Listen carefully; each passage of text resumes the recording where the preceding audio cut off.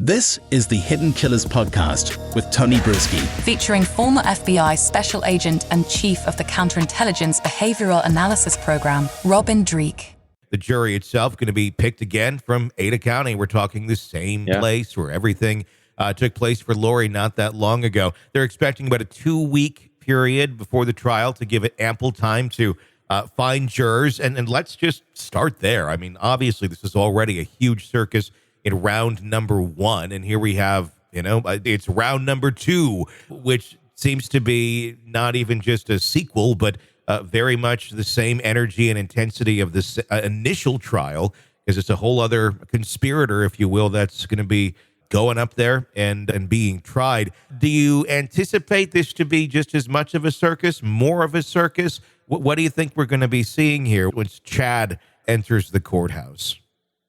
Well, if they allow media in there, I think it'll be more of a circus. I think what it'll cause a circus-like environment really depends on the defense and how if they start really making it all about placing all the blame on Lori, I think it can be very circus-like. Instead of trying to defend his actions, trying to place it all on her, I think that's going to be the real crux.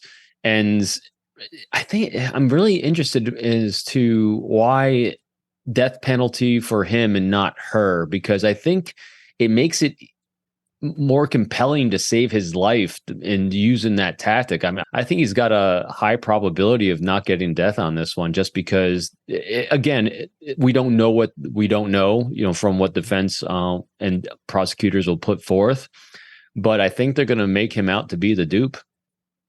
It's interesting because Lori, during her trial, they talked so much, and I want to get to the death penalty in a second, too. They talked so much about the fantastical nature of her belief systems and really made that the crux of the trial, and almost in an indirect, passive-aggressive way saying, yeah, she's crazy. Like, we can't say she's crazy. We can't release it as a defense, but she's kind of crazy, and this is what she believes.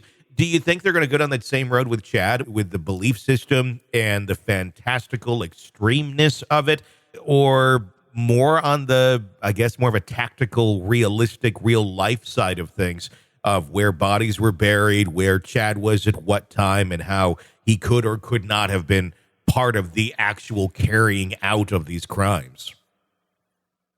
Yeah, I think it's pretty established, especially with the DNA that, again, we don't know, because her DNA was definitely linked to it. I think it's going to be easier to say that I think they're not going to go at he wasn't there, he wasn't present. It was just that he was manipulated by her. Mm-hmm. I mean, I think that's really the easier one, because his life seems to be, granted, it might be, I haven't read his books, but it might be more extreme than mainstream when it comes to his philosophy of religion and life. Mm-hmm. But it definitely wasn't to her extreme, as we're seeing. Yeah. At least it doesn't seem that way on the surface. And I think that might be it. I mean, she was definitely charismatic, and she was charismatic towards him, which guided him down a new path that kind of, sparked something that changed his behavior. That, I just see it as they're two different characters. And I think kind of fumbling for words on this one, but I just don't. It's just really interesting. I don't think it's going to be quite the same as it was for her, because he's just not that insane. I think he's fallen in love with his own voice, but he's not crazy like she's crazy. Does that make it more, I mean, obviously she was found guilty and we know how crazy she is, but does that make it more damning for him than to, be a character that's presented as being more sane and then capable of doing this? With Lori, I still think you could have almost made the argument, had Idaho had some sort of insanity defense, I think that Lori could have probably easily gotten that. Chad, not so much. And with the death penalty here on the table, it is expected to take longer than other trials, just because it's a little bit more intricate. We are talking about someone's life. In any way, shape, or form, do you see any way where Chad is going to be able to argue his way out of this for either getting death off the table, a lesser sentence, or obviously their ultimate goal of trying to defend him, getting acquitted for these crimes?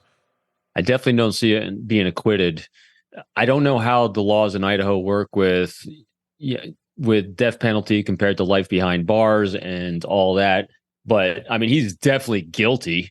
I don't say that loosely because, again, he hasn't been to trial yet. But I mean, he's tied to her and she was found guilty. So it'll really be interesting how the court system works it. If they don't get death, does he still stand his life behind bars? That's a big question in my mind, because that's an easier level to prove.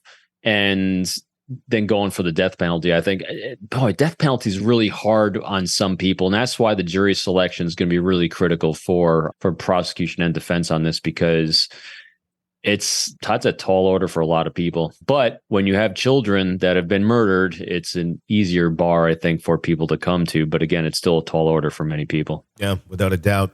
Want to listen ad-free? Want advanced access to all of our interviews before anyone else?